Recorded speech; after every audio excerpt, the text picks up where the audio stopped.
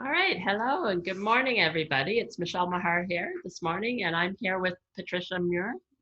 Thank you so much, Patricia, for taking your time out this morning to be a guest on my Pivot with Positivity series. I am so grateful for you, giving me your time, and it's great to Awesome. talk to you this morning. My So pleasure. thank you, Patricia. Just let us know a bit about yourself.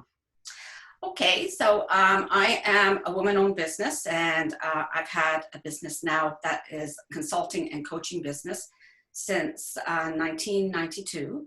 And in the past, I worked with small and medium-sized businesses, implementing sustainable business practices based on what's best business practices, standards such as quality standards, and legislation. And we all know how legislation has affected us recently with COVID-19 and our isolation orders, or our need to lock down for a while. Well, not lock down, but to change how we're doing business, right? Over the years, I've made changes to my business based on what the current environment was. Sometimes I was ahead of the curve, and other times I was noticing things and I thought, I need to change things. So one of those was when I took my business that was 100% consulting into about 80% of coaching. So coaching is a different methodology than consulting. And my clients at that time really appreciated that, even though they really didn't care whether I was consulting or coaching, just as long as you get the job done, Patricia, okay? But it was a better way of working with my clients. At that time, my clients were 100% corporate and large companies. Now, I have deliberately, over the last couple of years, moved towards at least 80% of women-owned businesses. That's over the last decade, I'd say. And I work with those women-owned businesses on setting up their best practices and also working within the supplier diversity community. But I use three of my strengths, and three of my strengths are emotional intelligence and positive psychology and quality. So they all work together, and that's the message that I bring to business owners now. Identify what your strengths are so that you can move forward to a new reality after COVID-19. Right. Yes. Yeah, that's a great point. That is definitely something we all have to consider. What is it going to look like after we come out of this, period of self-isolation? So as we were speaking before we came on camera here, I found, I think when this first started and the fear took over and everything got shut down and everything changed so quickly, back then it seemed like each day seemed like it was 6 months long or something like that, with how many things were happening each day. And I think we've kind of changed a bit now. At least for myself, I feel I don't have that that fear, that fear that I had initially. I think because we didn't know what was happening, everything changed so quickly, and now it's like been more on a steady time. That's my feeling, at least. What do you think? How are you feeling now versus when it first started? Well, when it first started, it's similar to how you felt. We didn't know what was going to happen, and we've never experienced anything like this before. Like our generations of business have never had anything like this before. Even though it's not an unprecedented time, like people are using that word to say this is unprecedented. Simon Sinek has a really good video on the fact that it's not unprecedented, that we have gone through, sometimes these shifts in business and in our personal lives have been gradual, and we haven't really noticed what's been going on. And then sometimes, like COVID-19, it's a sudden shift. Okay, so I would recommend anyone who's watching this video to go over to Simon Sinek and watch his address to his employees when this first happened. And it's very good for inspiration. But I remember the day, actually a couple of things that happened just before the shutdown, which was a big shock to all of us.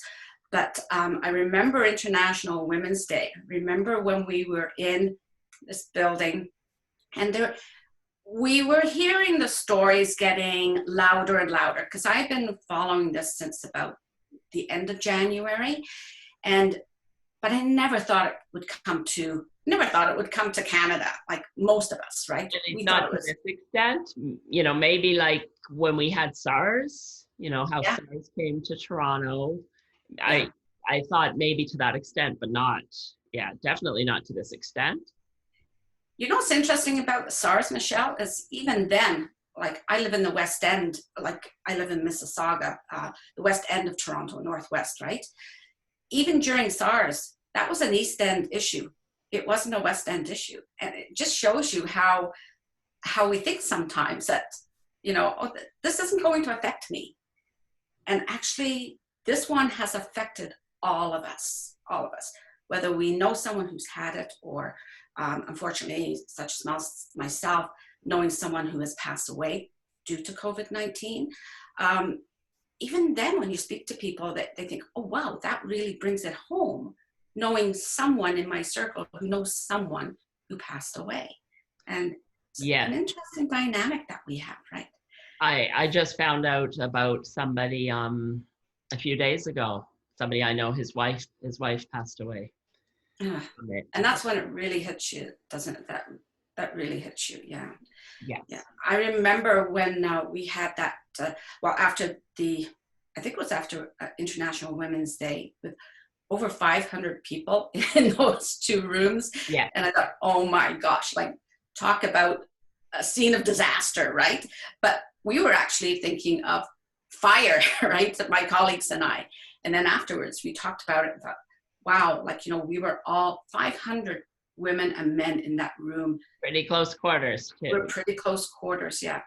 But I remember you talking about, like, the fear that first day, because we met just the day before they shut things down, right? And you were saying you did not want to fall into that rabbit hole or whatever it is of fear. So how are we going to pull ourselves out of it? And then, of course, when sports started to shut down, which was an interesting concept to me, okay? So that's when people take it serious, when all these sports events start to shut down. Yeah. And yet one of my clients was at a hockey game the night before, and he said everything was normal, right? There was crowds there. Right. But when it hit me, as I explained to you, it wasn't about the sports. It was when the Apple store shut down worldwide. So that tells you where I come from, right? Like I'm very much into the whole culture of Apple and the technology in that. So when they shut down, I thought, okay, it's reaching us. It's coming to us now.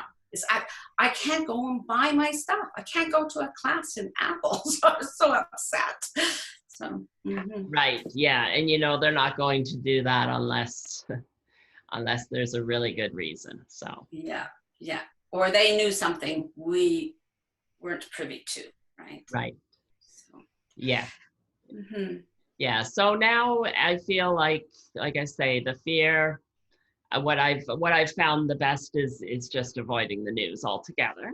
Just getting getting updated, keeping abreast of what we have to do, what we're required to do, whatever the medical officers are telling us to do, the provincial and federal government, and then carry on, basically, just carrying on with seeing the opportunity that we have here. Yeah, and I'm glad you said opportunity, because at first it was a big shock, and for those people who need to be with other people, it's been very hard for them. For myself, I'm used to working on my own. So I just had to take a look at, like, I do have some issues that I have to attend to when something like this happens. And because this is trauma, right? It doesn't matter whether it's happening to us or not. You can feel the trauma just in the energy. And you're familiar with energy work, so you would understand that. But I immediately went into self-care, and self-care for myself personally, and self-care for my business. So I'm familiar with what's called an accommodation plan, because people who know me know I'm into planning and making plans. An accommodation plan is when there is, especially something like trauma, how do you continue to do your work, and what needs do you have to shift? Okay, so yeah, most of us were hit with working out of our own office. So one of the things that I did right at the beginning was make sure that my office was a safe, comforting environment for myself. So I got rid of any piles of papers that, actually it was a good time to do it anyway, just sort of forced me to take a look at it. I don't want that there. And I cleared my office. I still have some plans for making it even more it is like my woman's den sort of thing. Like my partner's got his own. This is mine. Like this is my surroundings, right? Okay. So that's what I did for business. But I also took a look at what work I wanted to do and what work I didn't want to do. Now, interestingly enough, one of my clients that I've worked with for a long time, they asked me not to come into their facility for a couple of months. And I thought, that's good, because I don't want to go into any facility. So that was an accommodation that was made between my client and I. And we don't know how long this is going to be. It might take longer, but I was glad we were both able to, like my client and I were able to connect that way and say that, no, this is not a good time for me to go in and see them, even though part of their business is essential services. Okay, right. Yes. Yeah, no, that's true. Self-care is definitely important at this point in time, to take care of yourself, because if you don't take care of yourself, you can't take care of others or conduct your business or anything like that. I do notice your flowers there as well. I've noticed that every time I've seen you on the webinar. Yeah, time to change them, I think. But did you also notice that I'm wearing my kyanite today? Oh, I see it there. Remember Yes. I mentioned that to you? Yes. Nice. Very nice. So that's part of self-care, as well as, looking at the things that do lift your energy. Yeah. And I know that you, as a creator of very special jewelry, is part of what is part of your self-care as well, to be able to create, right? Right. Part of my self-care is to actually make sure that we did have some food. I've had some challenges. I didn't want to go to grocery stores, so I skipped that part of what many of my friends did, and I tried to order. So that's made it difficult, because the ordering is not that easy. But I have gone out early in the morning to the grocery store, I think 3 times now, but with a mask and gloves. I wear actually a double mask. And so that to me is very much self-care, because if I become ill, then there's other people in my family that's going to affect. So it's also looking after my family as well. And this is part of my self-care too, was to delve into the things that I'm really interested in, because it's very easy. Like, the message in the beginning was, well, now you can pick up a new skill, you can learn a new language. And I decided the opposite. I decided, like, I have some strengths that I really want to build, so that coming into my new reality, I will have a good, solid foundation. So emotional intelligence is one of those. So I started to look at this pandemic and the effects of it through the lens of emotional intelligence, and what's going to help us to get back to that new reality. There's been different phases. Like, there's been this phase of empathy and social responsibility.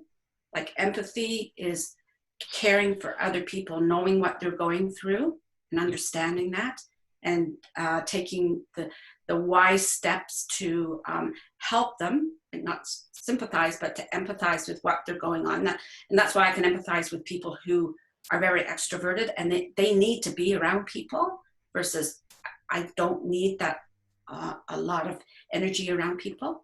Right. But the other thing is the social responsibility. And the social responsibility, as hard as it is for some people, means isolation.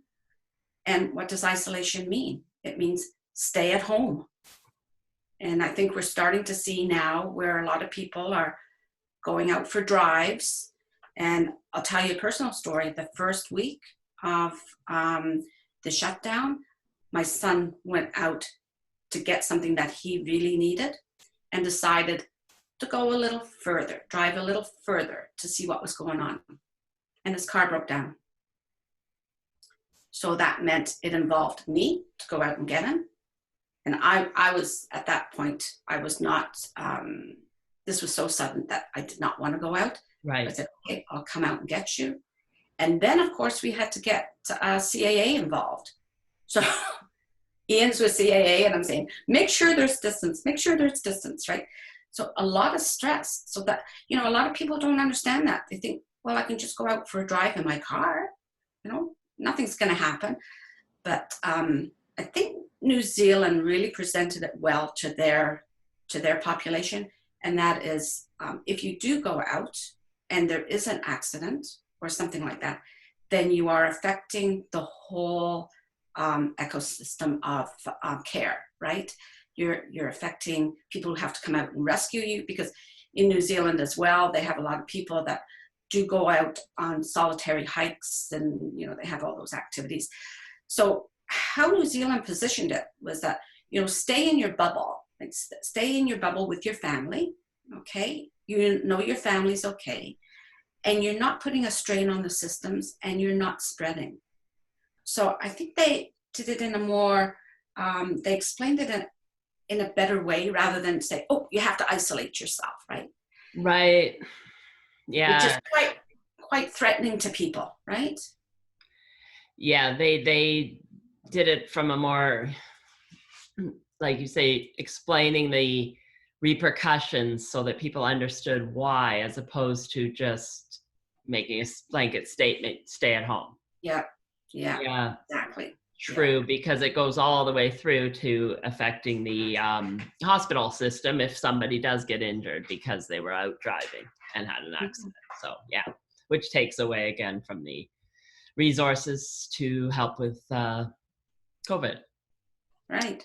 Yeah, so that is true for sure. And it's really, when you think about it too, it's not, you know, yes, people like to be around other people, but we do have this technology with Zoom and other video conferencing software that we can be with other people and have conversations, and it's almost like you are with the other person. Yeah. All kinds of webinars and different courses that are being offered online to, like you say, to look at your strengths and to hone up on different things or different aspects of your business that you may have wanted to work on. Yes. Maybe, you know, I know somebody had a brick and mortar boutique, clothing boutique, where they said they always wanted to open an online store to go along with the boutique, and of course never had the time, which is what we would always say before this, that we never had, you know, we do this but we don't have the time. Now of course she's had to get that up and running pretty quickly, but that also means going forward she'll have the online stream in addition to the physical boutique location, so it'll, you know, they'll complement each other. That's great. That's great. Yeah. And it's interesting what you were saying about we didn't have the time before. We have, of course, well, we still have 24 hours in the day. Yeah.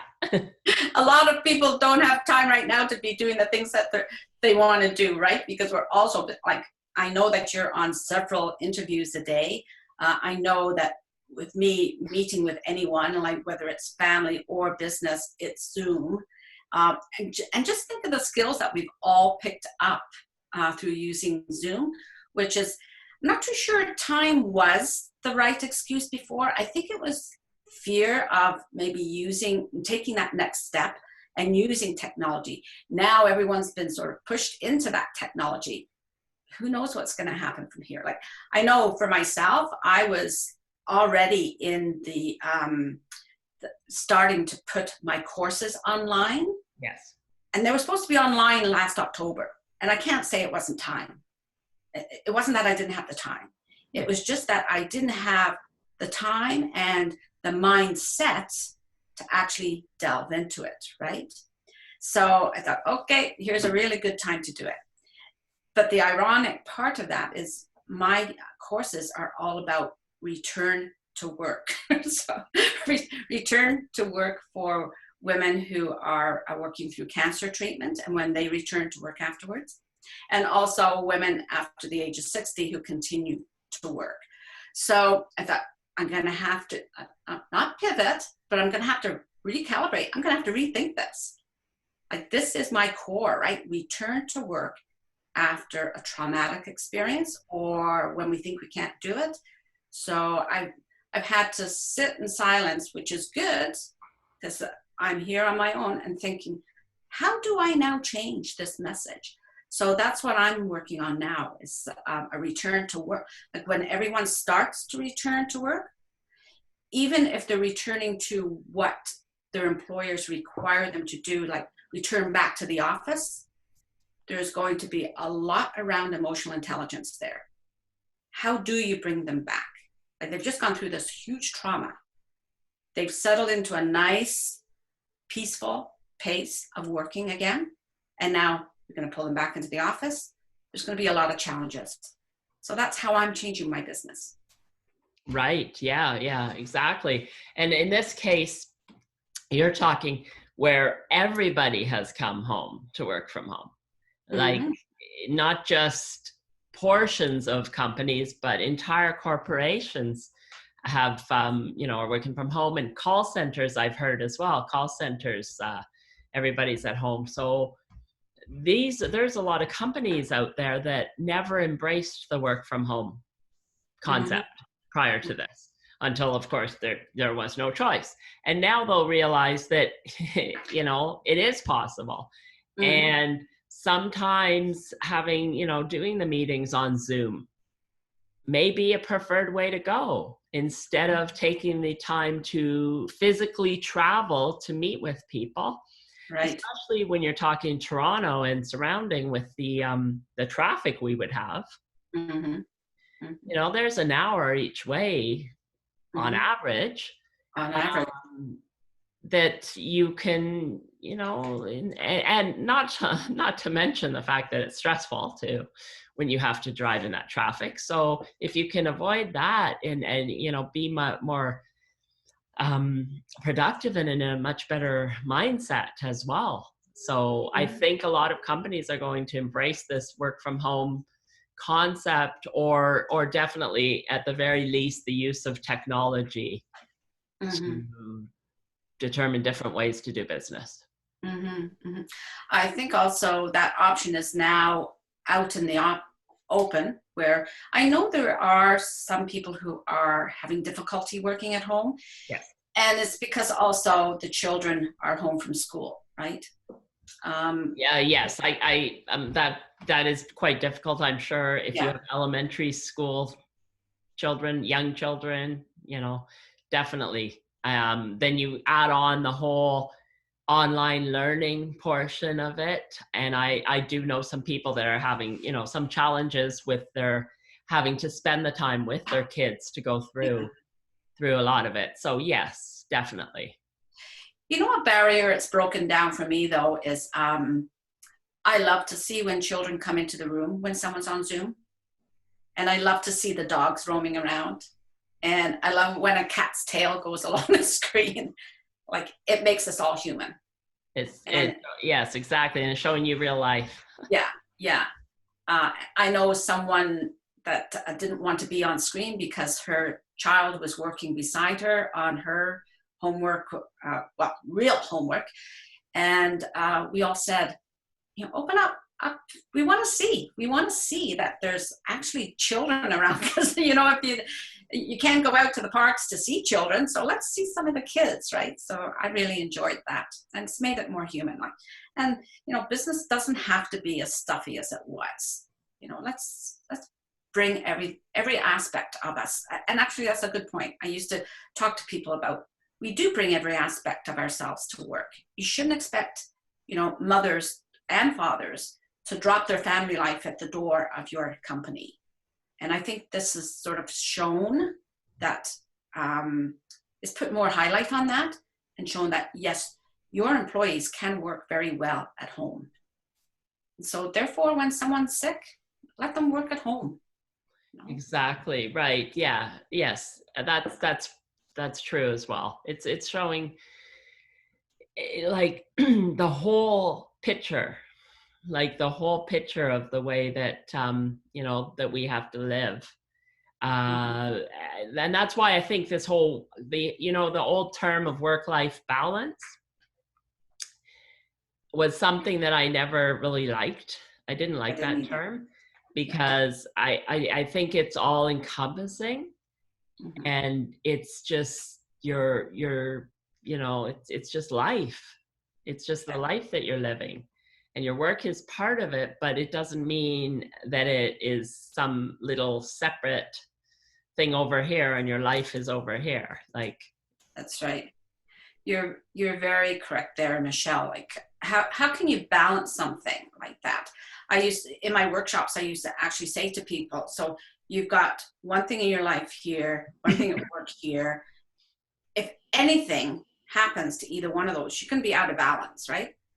You can't keep them balanced. And I think this is a real good example. COVID-19, no way can you try to keep balance. And I think it was an unhealthy message that was given, especially to women, that that's what you were supposed to do. And it put us into all sorts of things like comparing our lives with one another. Well, she seems to be well balanced, or, even saying, well, no wonder she's balanced. She doesn't have to deal with what I have to deal with. So this is almost like a big equalizer, although it's not an equalizer either. People are different, right? And I think that's what we have to appreciate, that everyone's life is different and you can't balance work and life. You have to do what you can to get the most out of both of them. Yeah, exactly. Right. And when you say that this also shows in terms of being an equalizer, I know you said not that, but one thing this has shown us is that we are, it doesn't matter how much money you have. It doesn't matter what your social status is. It doesn't matter who you are. You are isolating in your home. You're staying home. Like, nobody's getting special treatment here. It doesn't matter if you are, a billionaire, or if you're one of these, actors or musicians, you still have to stay at home because this will affect you too. So this is just, affecting everybody on a global scale, which is something from that perspective, I think it's unprecedented.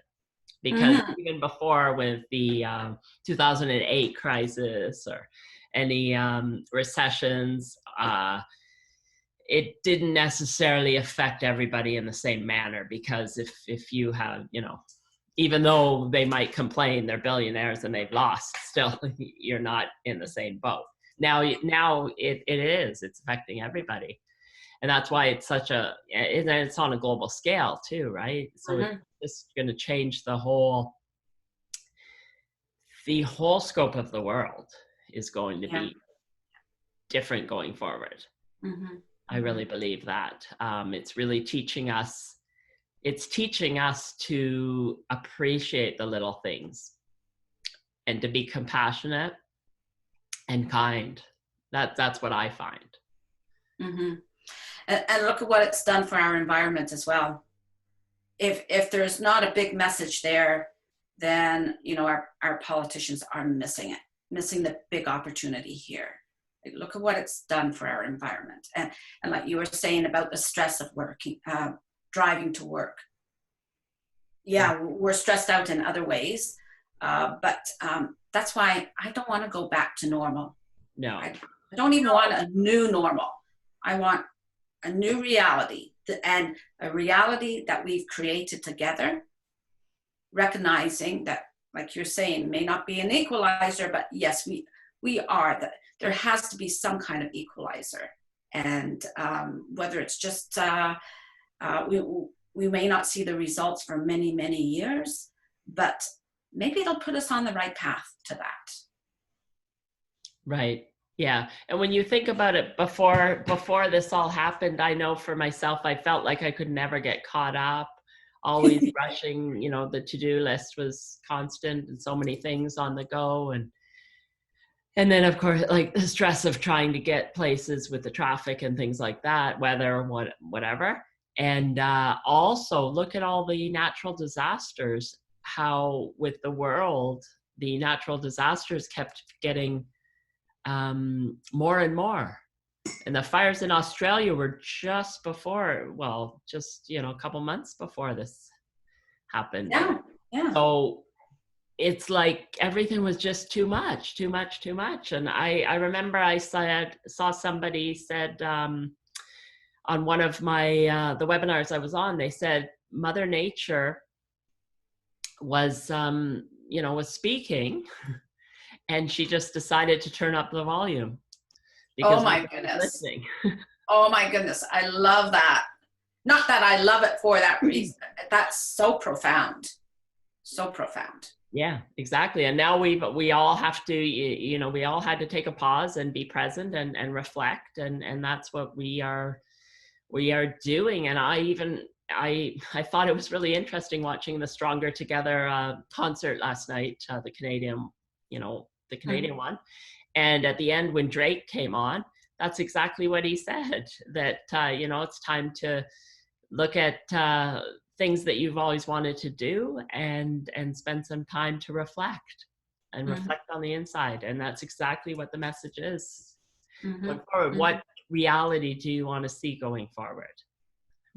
And this is also a time for innovation as well. There's certainly is creativity and innovation. Yeah. Determining what our future is going to look like. And I think technology is going to be a big part of it, because everybody's been, even the kids with the online learning. I think the education system alone is going to have some kind of, be impacted by this, because again, that's something I think is, there's so many things not taught in school, right? Well, a friend of mine who has a daughter about, I think she's probably about 4 or 5. I think she is in school. First thing she says to her daughter in the morning, she says, "So what do you want to learn today?" And so her daughter says last week, because she posted that, it was, "I want to learn about the brain." So my friend made some Jell-O and things like that and started to teach her about the brain. And I thought, wow, what a great way to, get a child really interested in learning. Yes. I know some parents that are having a real challenge with their children, that the kids just think we're out for the holidays now. No point learning anything. I know my niece used to say that to me. It's the weekend. I don't have to learn anything. Right. Yeah, I guess that it's true. And children learn differently as well. But I think a lot of aspects were a bit archaic, like, whether it be education and the old way of thinking of the old corporate way of thinking, where you would, ask why is this done this way? And the response would be, well, it's always been done this way. Oh, Michele, you're singing my song. So I think this is really going to open up a lot of. I hope so. I hope so. Yeah, that's my feeling. Because it worked for some people 70 years ago. For others, it doesn't. So it's time to change some things. Yes, it is for sure. So, all right. Well, thank you so much, Patricia, for your time. Thank you, Michele. It's great talking to you, and I look forward to whatever we're going to look like on the other. Yeah. This. I also look forward to when we can have our Grow Your Biz board meeting in person again. Yeah, we'll see what happens there. Whenever that's going to be. But in the meantime, I know we'll be meeting online. And so stay safe, stay home. And it was great talking to you. Stay safe and stay well. Thank you, Michele. Thank you. Bye, everybody.